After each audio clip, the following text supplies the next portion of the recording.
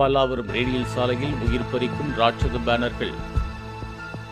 Pallavaram Thoraipakkam radial சாலையில் காற்று மழையில் கிழிந்த ராட்சத பேனர் ஒன்று வாகனத்தை இடையூறு ஏற்படுத்திய காட்சிகள் வெளியாகி பரபரப்பை ஏற்படுத்தியுள்ளது.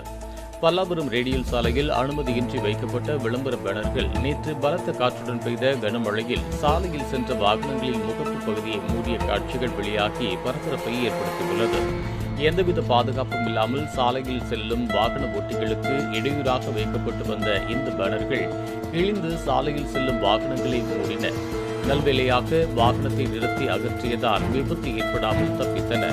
இதனை உரிய முறையில் கண்காணிக்க வேண்டிய மாநகராட்சி மற்றும் நகராட்சி பிரிவினர் உரிய நடவடிக்கை எடுக்க வேண்டும் என வாகன ஓட்டிகள் கேட்டுக் கொண்டனர். இதே பல்லாவரம் துறைப்பாக்கம் 200 அடி சாலையில் அதிமுகவினரின் வைத்த பேனர் ஒன்று சரிந்து ஐடி இளம்பெண் சுபஸ்ரீ பலியான சம்பவம் நடந்த அதே சாலையில் மீண்டும் ராட்சத பேனர்கள் வைத்துள்ளனர்.